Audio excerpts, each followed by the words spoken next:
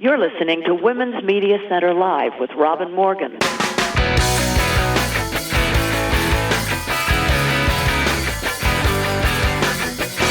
Welcome to Women's Media Center Live. I'm Robin Morgan. We are still exercising our get back to work, get ready for the fall, get ready for the elections, autumnal muscles, which I confess are, in my case, a bit reluctant. For example, I'm currently enduring allergies and trying to ward off a cold all at the same time. That's fun. But we'll get there. We'll get there. And we do have a most interesting show for you today. First, there's a brief Trump-affected inside the headlines story. Two, in fact, and let's hope they are part of a dwindling number of stories that reference Donald at all. Then our guest for the conversation is a young scholar who has written an impassioned and actually very accurate exploration of the life and work of a great poet, Sylvia Plath. Then there's a surprise for Fighting Words, and we move closer toward Election Day, which has already begun in some parts of this country. So let's get going, and let's go inside those headlines.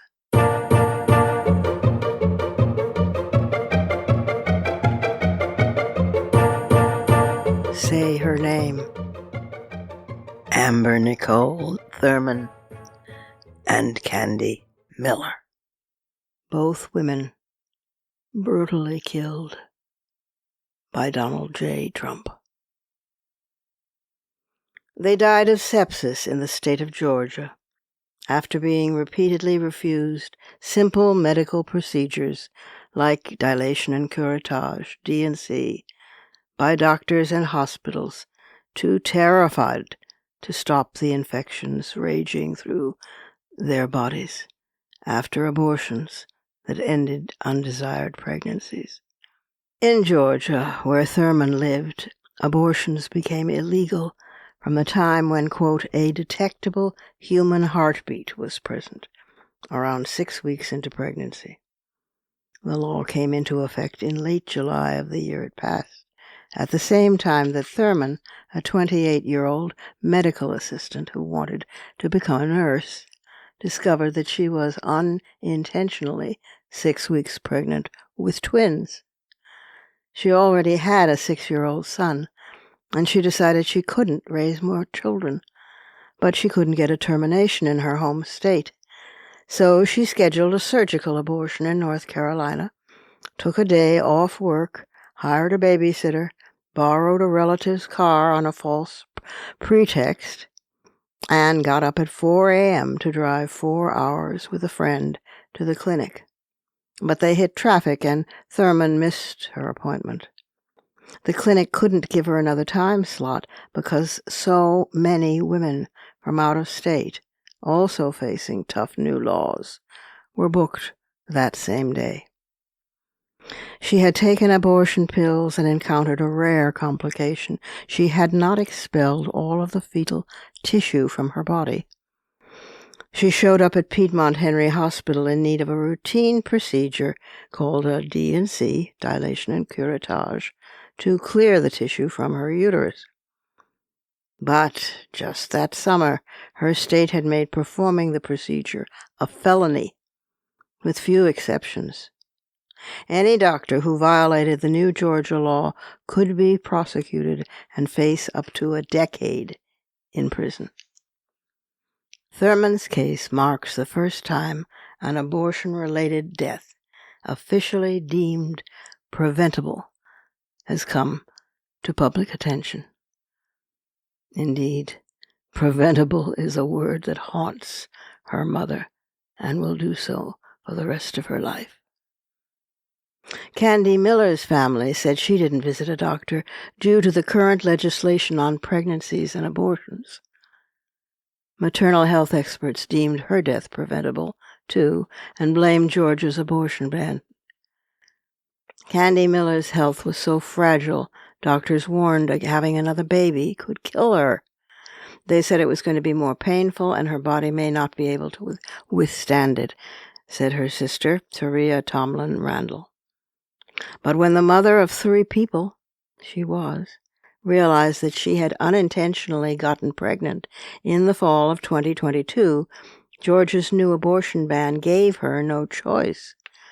Although it did make exceptions for acute, life-threatening emergencies, it did not account for chronic conditions, even those known to present lethal risks later in pregnancy.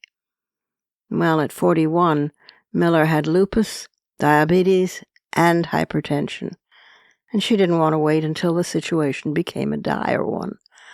So she avoided doctors and navigated an abortion on her own, a path some health experts feared would increase risks when women in America lost the constitutional right to obtain legal, medically supervised abortions.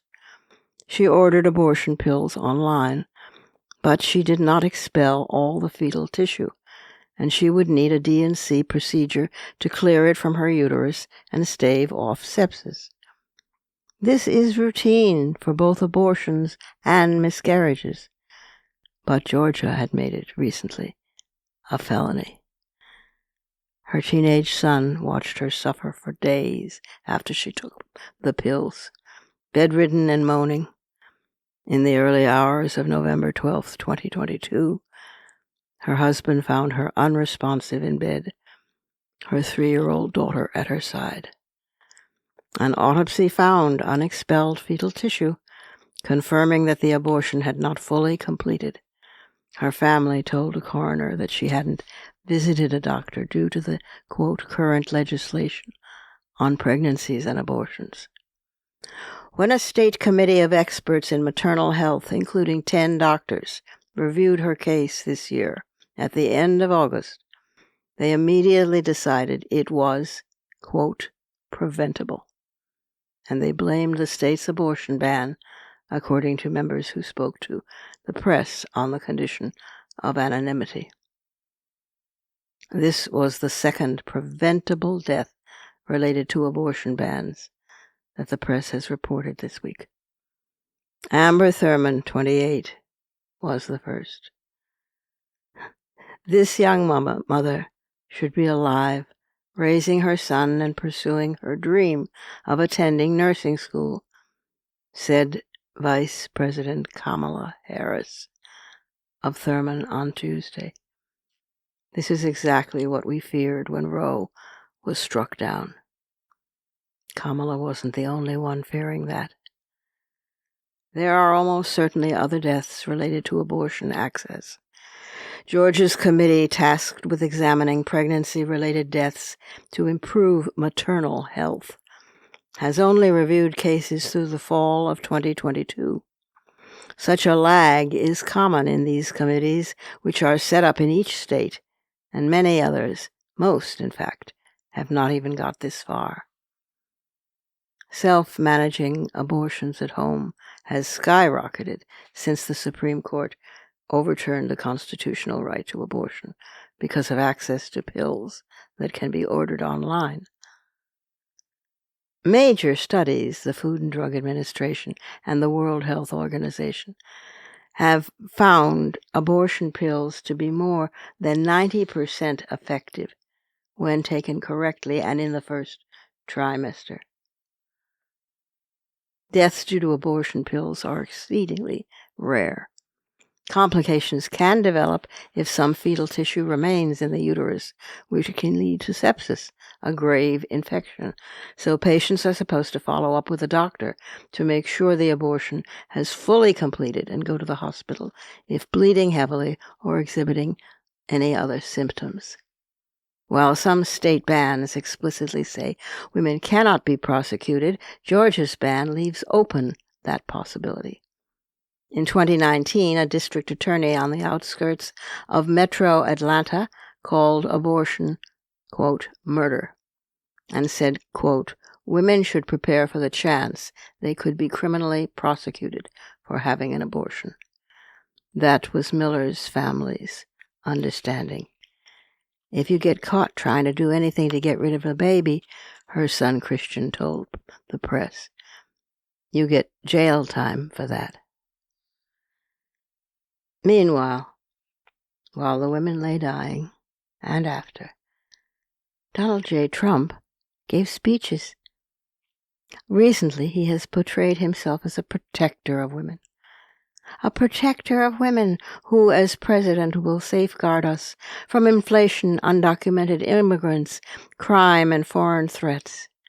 Women will no longer be thinking about abortion, he said, since states now make their laws unilaterally, nodding to the end of Roe and the constitutional right.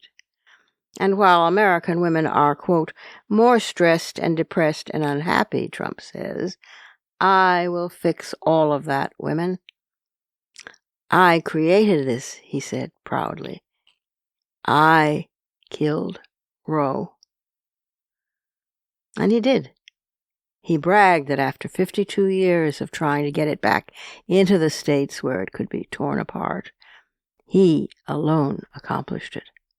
And that it took, he said, courage, and it took great courage from him and from the court itself. Women did not respond favorably to this pronouncement. And when he says proudly, I will protect women at a level never seen before. They will finally be healthy, hopeful, safe, and secure. Their lives will be happy, beautiful, and great again. Let's talk about our great women, all right? Because women have gone through a lot. They've gone through a lot. He cannot imagine what women have gone through. It does not exist, the concept, in his brain. But may his soul rot in hell for these preventable murders, and the rest that I fear will follow. Except that, oh right, he has no soul.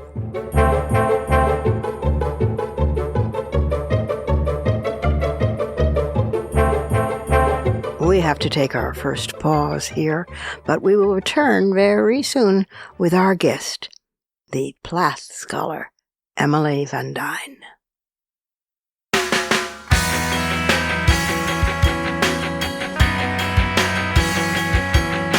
Subscribe to this program on your favorite podcast platform and leave us a review. Follow us on Twitter at WMC Live, like our Facebook page at facebook.com/WMC Live, and visit us at WMCLive.com for more information about our show and our guests. You're listening to Women's Media Center Live with Robin Morgan.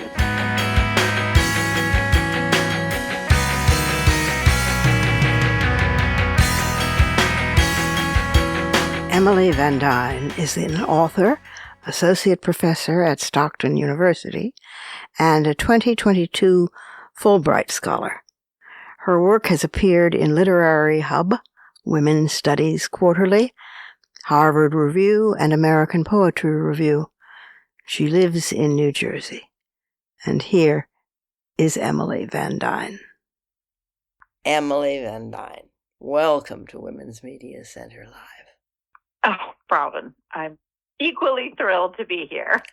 Thank you for having me. Oh, please. You have written a book that has had its reverberations through the literary world and through my personal literary world, which I'll get into later, as well. It's called Loving Sylvia Plath, and it's published by Norton, and it is the definitive book now on Plath, after libraries have, been written about her pro and con, and was she crazy and was she not, and was she neurotic, and wasn't he really the fine, wonderful poet, and wasn't she the terrible, crazy nut, and so forth. And you have now written the quintessential, factual, accurate analysis of what happened, and that it was involved intimate partner violence, and that it was what her poems, in fact, testified to so dramatically and so superbly. And I want to just personally thank you for that. because it was years of study and collecting data and reading everything about her, and you solved a mystery here. Oh, gosh. Well, first of all, thank you for getting to hear you say all those things about this book. Really, just I couldn't begin to tell you what it means to me, because you, in my mind, for a long time, but especially beginning around 2019 when I signed the contract, and your lovely assistant was kind enough to send me some work that you had done on Plath, that was now out of print, for Feminist Art Journal in, I believe, 1973. Once I read that, in my mind, I was just picking up where you had left off. So you had started this, project trying to reclaim not only Plath's biography, but also, as you point out, the relationship between her experience of intimate partner violence and poetry. Yeah. And you had begun that with Arraignment, and then, it had just sort of been swept under the rug, I felt, deliberately, by certain critics, and of course by, Plath's husband, Ted Hughes. And so for me to hear you say those things is really quite extraordinary, Robin. So thank you. Well, it all comes back again, right back at you.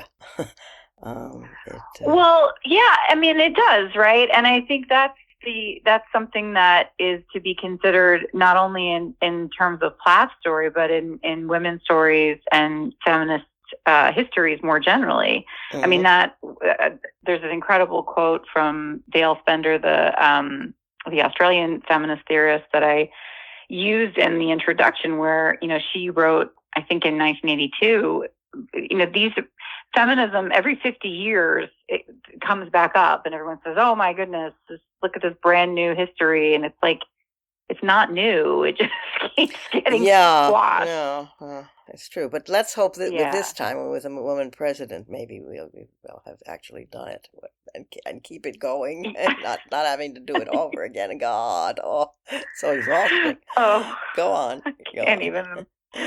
Well, let's hope. Here's big hoping for that eventuality. But so I guess what happened with this book is that I had always felt, from the time I began reading Plath and reading about Plath when I was 15, that there were elements of her story that were being deliberately suppressed and rewritten or written over, but that it was possible to find out what they were through archival study and through interviews and through, recovered feminist histories. And so, but it was a real battle, because in academic circles, as you are aware, that's not a popular take. So I was... Well, academic circles were Ted's circles. They were Ted Hughes's, his circles, and so of course they weren't hers. They weren't any woman's, but they were especially him, because he was the great poet, right?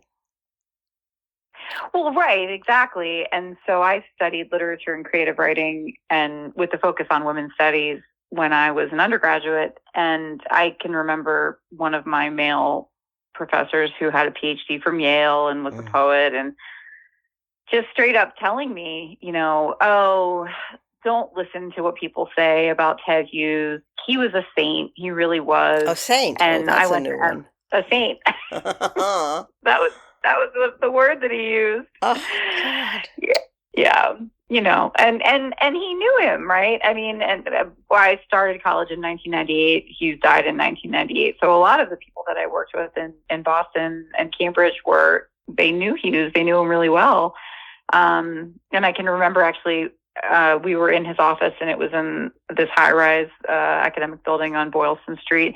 And as he said it, he gestured to the window, and he gestured across the river to Cambridge to say, he said, ask anyone, kind of implying that I should go and ask Seamus Haney and Derek Walcott and all these incredibly powerful male writers that taught at Harvard, And it's so funny, because talk about confirmation bias, like, oh, this person is really a good person, you should go ask his best friend. Yeah, it's kind of, there's a little bit of non-logic going on there, Yes. But the Yeah, point is that so also one of the things that well, I don't think I don't know. Did it drive you, or did the experience make you just more open to other analyses, thank God. But you were married to a very controlling, abusive husband at the time, or soon thereafter. yes, right after I finished my MFA, so I was 29 when we got together, and yeah, it did. I mean, it definitely made me more aware of the nuances of that kind of dynamic, right? Yeah. And so once, like, I had always had what I thought was a very logical belief that Hughes had been violent with Plath based on what I had read, what was sort of out there in the world. Right. But then, yeah, well, a couple things happened. I mean, in that time, Hughes's selected letters were published. And so for the first time, I was able to read his letters to Plath. Mm-hmm. There's only a small cache of letters between the two of them from when they were briefly separated after they married in 1956. Mm-hmm. And I saw in the letters a lot of these strange, subtle violences that I had experienced early on in my marriage to this person. So, like, one of the things that my ex used to do is that he would make these claims about, like, power that he had that he didn't actually have. So he would say, like, there's a gun in the house. And I was like, what do you mean? Because I had no idea that this person owned a gun. This is like the second time we ever spent time at his home. Yeah. And I noticed little things like that, where he would kind of display this violent prowess in these letters to Plath. And I thought, well, that's really strange. Like, there might be something more here. So that was one example of that. Wow. And my ex was sort of obsessed with, like, knowing where I was at all times and knowing everything about me, so he could, control me. Like, he offered to buy me an easy pass when we first got together. And I was like, oh, okay, sure. And then I realized it was because if I took a different route to work, he knew it. He was tracking it online. Yeah. And so that also sort of clued me into ways that Hughes was really controlling of Plath in her lifetime, but also after she died. Yeah. And so a good example of that, I think, is there's an interview that Plath and Hughes gave for the BBC together in 1961, and it's called Two of a Kind. And it was like this show where they would interview two people that had the same profession. So they're like, two poets that are, two people that are married that have the same profession. And so in that interview, Hughes says the strangest things. And one of the things that he says is that he and Sylvia share one brain, and that he can tap into it at any time and know what she's thinking. Wow. And, people have touted that as like, oh, isn't this charming? And they were so close and they were so in love. But I find that terrifying. Yeah. And emblematic of the kind of control he was exerting over her. Yeah. And in fact, when the reviewer turns to Plath and says, what do you think about that? Or the interviewer, Plath says, no, I'm a little more practical, I guess. And she sort of laughs nervously, but you can tell she's uncomfortable when you hear the interview. Boy. So, yeah, things like that were sort of entrees into looking more closely at that. Yeah, and then when you began to uncover the real stuff, I mean, because I think the proof in the book is really incontrovertible, and not only in her poems, and yes, of course, I thought that at the time. I wasn't suicidal, or self-destructive. Yeah. And so I didn't, I wouldn't go out to be pilloried by the entire literary establishment for my very first serious book of poems, which broke my little heart, God. But interestingly enough, the poem that really took, well, no, there were two. Certainly, Arraignment was one. And then the other one was Monster, which took the seized the hearts of women everywhere. I must say it was a remarkable time to come out with a book of poems, because there were huge, there was a whole sort of revolution going on, and there were huge audiences. Poets, as you well know, are used to 10 or 12 friends showing up for a reading, and you think, wow, I'm really grateful for that. But 1,000 people came, and Wow. and it was frightening.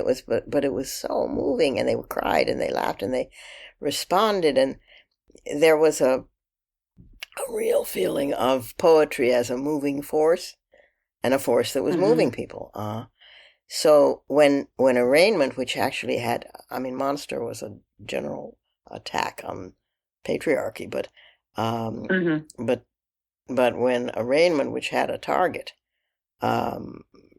said that Hughes had, I said, I accuse him of the murder of Sylvia Plath. That's all that women needed, and they took off. And they really were the ones who made it into this haunting of him, as you put it, in the book. Because the first they came out. First of all, Random House sold me out and made a secret deal with him and with her estate, which he controlled. He and his sister Olwen, both now dead. Need a stake in their hearts, but they are dead. So they found out about the book, and they contacted Random House, and they said they would sue. And of course, as you know, in England, to be sued for slander is a very serious thing, because the publisher, as well as the publicity and the promotion, every aspect of a book gets sued.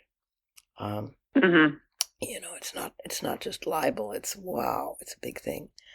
And it has destroyed lives. And this goes back even to Oscar Wilde and that lawsuit.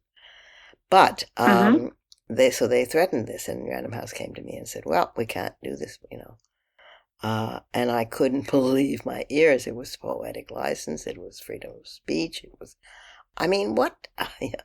And so we entered this long period where they had their gray-suited, gray-faced lawyers, corporate, and I had one trip, really plucky woman lawyer who later became a U.S. Supreme Court judge, not the court, but the New York State Supreme Court judge, Emily Goodman. Her name was Emily, right? Yes, it was. Yes, I've read your name. That's absolutely right, Emily Goodman. She's still a friend. I love that. And she became my lawyer, and the two of us, probably totaling maybe 200 pounds together, trooped into the Random House office ready to fight. And we did for months and months and months, and we finally fought them to a kind of draw where if I would revise it so it wasn't litigious. So then came the agony of trying to find a way of doing that.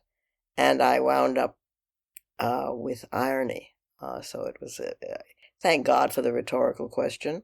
It was, how can I accuse Ted Hughes of the murder of Sylvia Plath? And everybody got it.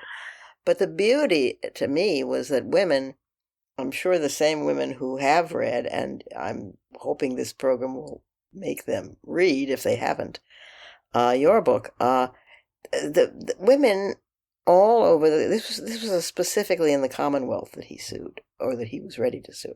So that meant England, New Zealand, Australia, and all Anglophone countries in Africa and India. And so that was pretty heavy. That's a large chunk of the world. Oh my God, yes. Yeah, and the book wouldn't appear. And I learned this from Canadian feminists who were going out to buy it, and then it wasn't there, and they wrote me and they said, how come it's disappeared?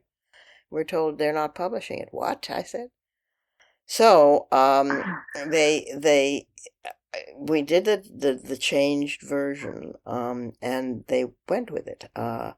To my and Emily's amazement, that we pulled it. We don't know whether we exhausted them, because we kept coming back again and again and again. We were not going to let it die, and or whatever changed it. But it's the plucky women who took that risk. There were these. They said, did I mind if it was called pirated editions? Because that's what they were, even though they were not pirating them. They were asking my permission to do them.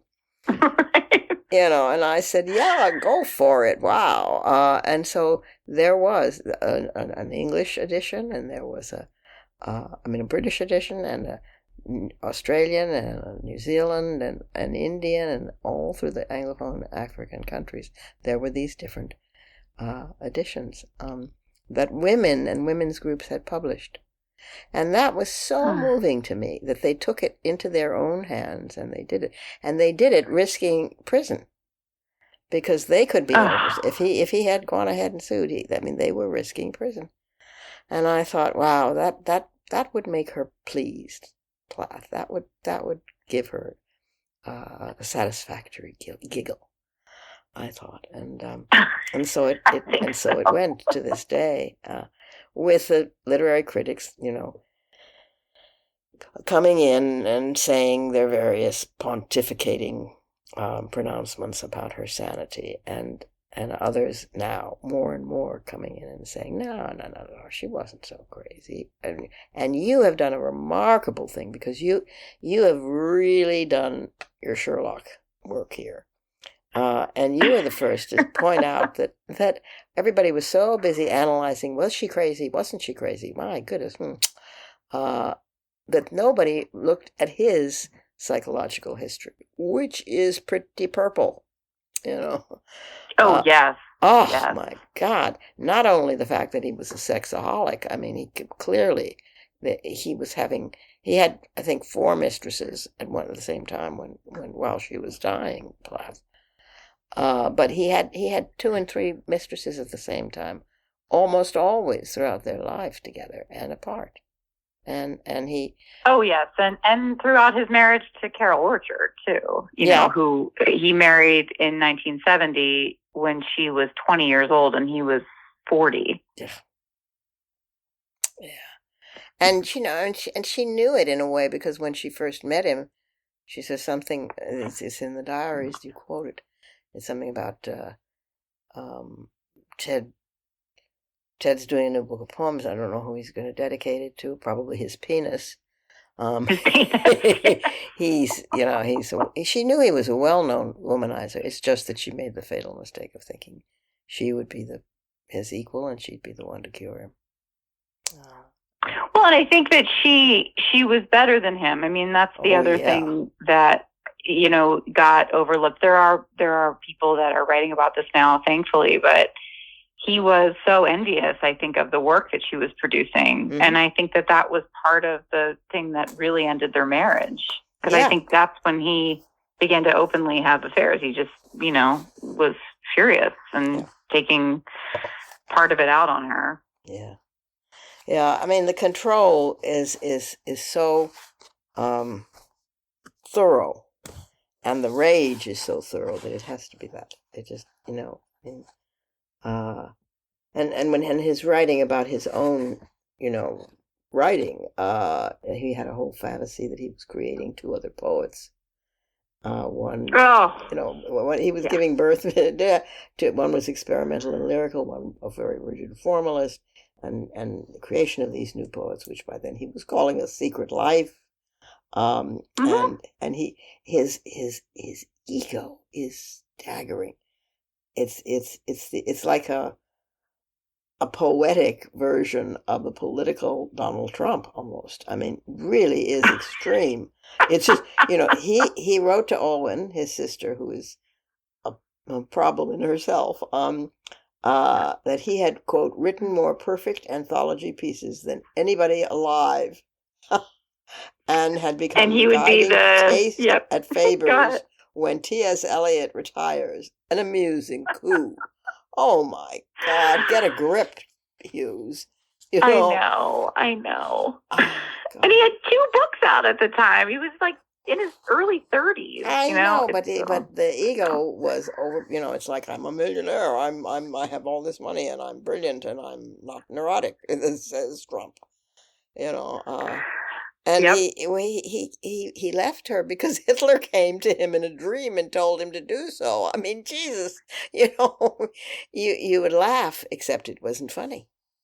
Oh. It's But he was quite obsessed at that time period, and probably throughout, with Hitler and fascism and Henry Williamson and and Plath. The Plath, that's the thing that I think is so heartbreaking to me, because without that context, when Plath is writing poems like Daddy and they become so famous, they go into like the stratosphere of the literary world in the mid 1960s and into the early 1970s. And you've got these critics like George Steiner, who are, really bright people. Obviously, Steiner was brilliant, and he does say some really interesting, smart things about her work. But he, says like this isn't earned, and she doesn't have the right to think about her father as a Nazi. And then you go and you look at the context, and you're like, that's not what she was saying at all. She was talking about her relationship with this man which on the one hand, she's using fascism as a really interesting and important, I think, stand-in for the damage of heterosexual marriage in a patriarchy. But also she had a husband who was obsessed with fascism, and she wrote that in these letters to Beutcher, where she says, he's obsessed with this one poem he wrote. It's pure ego fascist. So and besides, then here when we Anthony are Hecht saying, did it, nobody complained about him. When Anthony Hecht, the poet, did it, made these analyses in terms of relationships, individual relationships, modern ones, with what was once an entire society's philosophical belief, and not just philosophical, but physical. So it was fine for him to do it. It's just not you, Sylvia. Right, exactly. And that double standard is something that it's enough to make you crazy. And it's all over criticism of so many women, but to me, Plath ends up being like the supercharged version of so many of these problems of the critics' response to women's writing. I think they just take it to the next level with her almost every time. Yes, you're right. She was the martyr of all. I mean, not because she volunteered for it, which they claim, not for any of those reasons, but because they targeted her. And and that became the little voodoo doll that they would all stick pins in. And you weren't considered, I think, a decent critic if you hadn't stuck a pin in her. Certainly among boys. I agree with you. I think that it seemed to be that was the fashion of the time. You had to jump in and say something about her, and you could acknowledge that she was great. But you could only acknowledge that she was great if you also acknowledged that the greatness wasn't worth the damage, and that the greatness had somehow produced the damage, right? So you have this really troubling false corollary between women's desire to use the conditions of their lives to create art and also suicide and depression, which is ridiculous. But Robert Lowell's out there saying it, and then George Steiner saying it, and the whole slew of them. Alvarez says it 100 times. Alvarez made his career. He did. He was like a one-trick pony after that. He went from being quite a good critic, I think, to only writing about Plath at least in his public-facing stuff. It got him lectures. There were a lot of people who made money off of her, who took over in her work and squatted on it, basically, and corrupted it and used it for their own purposes. And the estate, I don't know if you had to grapple with Olwen still. Yes, Olwen still would have been alive when you were first doing this book. Did you have to actually engage her on anything? Thankfully, I did not. I don't mean to imply that I'm thankful that Olwen died. But she lived a good long life. Oh yeah, she lived a terrifically long life, and that was fine. It's over and done. And no, I didn't thankfully have to. No. But she was, and the sister brother eroticism that you observe and go into in the book and see in their writing in their work is very interesting, and others have seen it as well. She was speaking to journalists about that and acknowledging that they had a sexual relationship in the 90s. And what I find really strange too is even amongst Plath scholars who don't love Hughes, I encountered this resistance to use those sources, right? So like there was a resistance to use the sources about Alwyn, and then there was also like Hughes had multiple illegitimate children, as far as we know, probably with his lover from the late 60s and early 70s, who he functionally had like a second family with. And once I learned that a long time ago, I was like, why isn't this in any biographies? Yeah. And even the Plath people were like, oh no, we just don't say that. It's out of respect. I'm like, well, who are we respecting here? Because well, that was the line that Lessing took, you see, and that broke my heart, because then they began to, when word of this leaked out and they began to mobilize the literary troops, I had a personal letter from Doris Lessing, and I loved her work at that point. I loved Golden Notebook. She hadn't started the peculiar science fiction novels yet, but and they are strange. She's no Ursula Le Guin. But this was different, and she wrote me and she said, we just don't, whatever may have happened, and it may have happened, she wrote. Can you believe it? We don't wash our dirty linen in public. Oh my God. And it broke my heart. I mean, I cried for days, and I thought, oh my God, and now I have the mark of Cain on me, It's terrifying. It didn't deter me. I mean, I was going to do what I was going to do, and run with the ironic upside down version of the poem, but and the women were going to do it in all of these countries, of these blessed, wonderful women. But it made me sick, it made me very sad. And until he was gone and out of the scene, it couldn't begin to be cleared. And I think that this is the first and possibly the best, and definitely the best, and it's a clarion call to people, if they want to finally, once and for all, learn what really happened in the making of this stunning poet. Genius is a word much misused. I don't know whether it's right or not anymore, but if there were geniuses in poetry, she is one.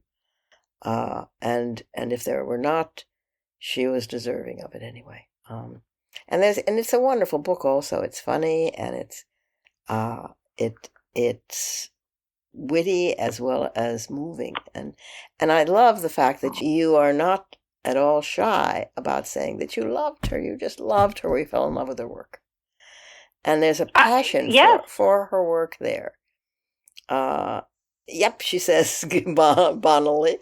Yeah, exactly. You're just, you're not apologizing. You're not fiddling around. You're saying, this was the thing. I loved her and identified with her because I was going through similar things, and then I identified more, and then and it led me to, and then there's this. And when this comes in, your scholarship is absolutely solid, and your investigation is solid, and so that nobody can fault you on any of that. But there's also this whole not so undercurrent of a passionate love of the poetry, and it comes through. And I love you for that. I really do. And also, you should know that there's the same to you, Robin. Same to you. But there really is a way in which the little heart that was broken back a long time ago when this happened, the letter from Doris Lessing and all the letters from the literary establishment, and and I'd heard that Eliot had inquired who was this person, this American. He was sneered, although he had been an American himself. Never mind. Who was this American? And so I knew that if they knew of me at all, they knew of me with only contempt. And it was one thing to be dismissed because I was political. It was another thing, which has happened basically to this day. So that I, as a poet, and a fairly disciplined one, I've just published my 9th book of poems. I, as a poet, got disappeared, and and was always reviewed as a feminist, and only a feminist. Now, I love feminism, and I'm not decrying it. But when you do your work and you've written your requisite 1,000 sonnets and your villanelles and your traditional forms as well as your experimental ones, and you think you're really onto something good, it kind of hurts. And so I've never, in that sense, been really accepted by the literary establishment because of this controversy, because I dared say very early on with the very first book, she was, in effect, murdered. And I don't mean literally, I mean murdered. And you have rescued me from that, so I'm deeply grateful. Look at the time it's taken, my God, only 50 years. I do want to say again, like, well, a couple of things in response. I mean, first of all, it's my sincere honor to be in conversation with you now, but also to have our work in conversation, because I've been reading your poetry since I was a teenager. And also, I think what you just described just speaks to the unbelievable misogyny and sexism in the publishing and literary world, because if you read Monster as a whole, it's such a brilliant book, and Arraignment is purposefully dramatically different from every other poem in the book, because you are so brilliantly well read and you're such a stylist, and you're working, as you said later, in the style of satirical poetry, right? Like political satirical poetry. And you were so aware of that, but it just can't get read that way by people who also claim to know these things, because it's a feminist poem and it's coming to the defense of Plath and speaking plain and difficult truths about Hughes, but also speaking plain and difficult truths in these brilliant ways. When you said earlier, like, thank God for the rhetorical question, I wanted to say, I was starting to say before you said that, like, the most brilliant use of a rhetorical question in the history of the language. I mean, just my most favorite thing in the world, you know. I doubt that, but it was certainly one way to get it in. Jeez, you know, they sat around. It was perfect. It was perfect. Yeah, I mean, I don't know, and I just think they were running scared, you know, because you were also emblematic of a whole movement, and that movement had such power, and they were so afraid of it. That's right. They were very well, and he stopped doing readings. You know, he couldn't do readings anymore. Anywhere in the world, he stopped. There was something, I think, was it in Uganda? Maybe it was in South Africa, which he went to. He didn't boycott South Africa. No. Even though apartheid was alive and well, and he gave a big reading, and nobody, because people couldn't cross the picket lines. I mean, there were huge picket lines with people carrying signs that were lines from Arraignment, and I hadn't intended it at all that way. I mean, maybe I had fantasized about it, but I hadn't intended it at all. I meant it as one cry from one throat. I didn't think that this would be joined. And it was so exciting to me and so deeply moving. And I kept thinking she would be moved as well, you know. And you made that possible all these years later. My God. So. Well, I've often thought that, you know, like, at what point would what would it have taken for him to give a little, right? But I mean, he never did. He just kept doubling down. Yeah. And he also just ended up with these delusional ideas about women and feminism. I mean, there's this one letter, I don't think it's published, but it's at Emory University in his one archive, and he wrote to Anne Stevenson, and he says, like, you can't get a job in any discipline at any American or British university unless you're an outspoken feminist. And every time I read that, I laugh out loud. I'm like, have you ever been to a university? Like, I assure you, I teach at one now, and I'm one of like 7 feminists on campus. Good God! This is, you know, he was paranoid and a lot of other things as well. Listen, Yeah, he I'm so definitely grateful was. for this book. I'm grateful as a reader. I'm grateful as partly a subject who comes now and then into its pages. And mostly I'm grateful on behalf of her. It is called Loving Sylvia Plath, but it's also more than that. It's analyzing. It's analyzing it poetically. You can't read her, folks, listeners, without this book. You just can't. And when you do read her with this book as your companion, you've got a whole other Plath. You've got the real thing. So thank you, Emily Van Dyne, my dear, and Thank you, Robin. and I hope that there's more to come. Now maybe we can take on.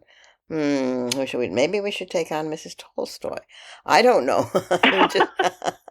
But when we think of oppressed women, there are so many. Thank you. I'm Thank sure you. we can come up with a few. Yeah, we can come up with a few. Yeah. It's not. That shouldn't be a problem. Um, Thank you for the book and for everything that you do. Thanks a lot, Emily. Take care. Thank you for everything that you do, Robin. Thank you so much. We have to take another pause here, but I promise you I will return in just a moment.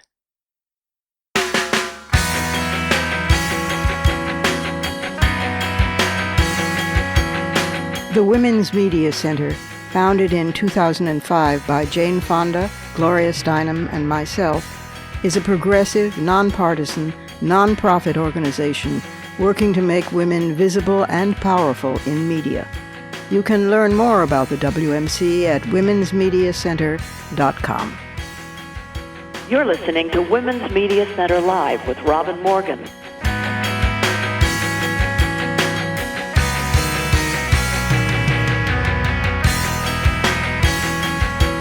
Poetry is not delicate. Poetry can be on fire. Poetry can be very angry. Poetry can come in revision. Poetry can be fighting words.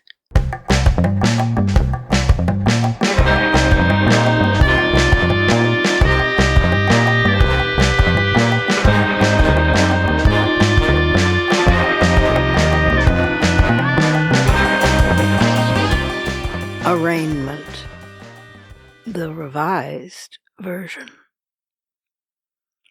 How can I accuse Ted Hughes of what the entire British and American literary and critical establishment has been at great lengths to deny, without ever saying it in so many words, of course? The murder of Sylvia Plath. It should be sufficient to note the already deplorable controversy created largely by Plath's own poems and letters, referring to the dear man's peccadilloes. But her accusation of rape could be conceived as metaphor. And besides, it is permissible by law for a man to rape his wife in body and in mind.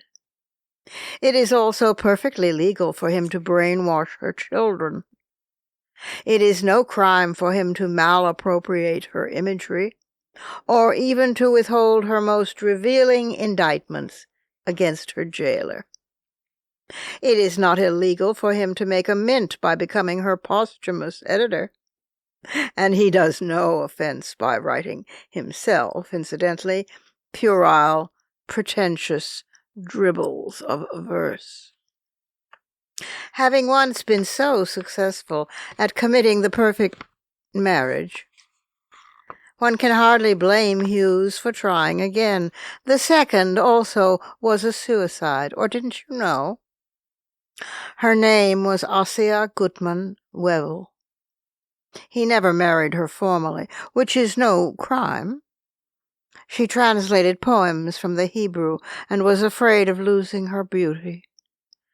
She is the woman in Plath's poem, Lesbos. And in time, she chose the same method as her predecessor, finding the oven's fumes less lethal than their husband's love. A Jewish mother in the most heroic sense, she took her daughter, Shura, with her. Otherwise identical.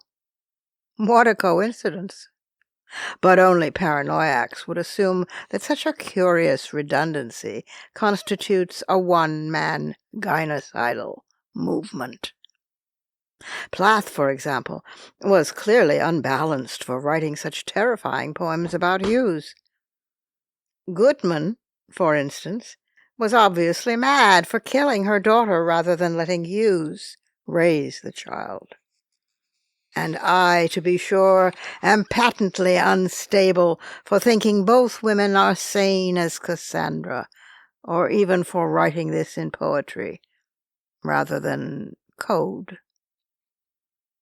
But I am permitted, at least, to accuse A. Alvarez, George Steiner, Robert Lowell, and the legions of critical necrophiles of conspiracy to mourn Plath's brilliance while patronizing her madness, diluting her rage, burying her politics, and aiding, abetting, rewarding her perfectly legal executor. This is not libelous, merely dangerous to say. It is also perfectly legal, you understand, for publishers to be men, or cowards, or members of the same fraternity. Myself, I have no wish to be ostentatious, merely effective. But then we women change our minds a lot. That's our prerogative. So we might not, after all, free Frida and Nicholas, and one night ring the doorbell to enter a covey of his girlish fans, who then disarm him of that weapon with which he tortured us, stuff it into his mouth, sew up his poetasting lips around it, and blow out his brains. Who knows? Meanwhile, Hughes has married again.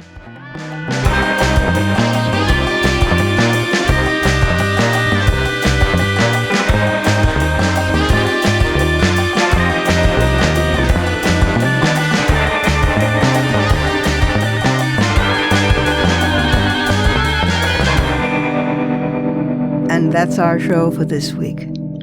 You can follow me on social media at The Robin Morgan. You can check out my blog at robinmorgan.net, and you can find my new novel, Parallax, and my just-out new book of poems, Harvesting Darkness, wherever books are sold. Portions of this program were taped earlier. Views expressed here do not necessarily represent the WMC. Here's the family for Women's Media Center live. Executive producer, as well as founding and sustaining sponsor, Regina K. Scully. WMC president and co-executive producer for this program, Julie Burton. I'm Robin Morgan, your producer and host. Thank you for being with us. Join us next time on Women's Media Center Live.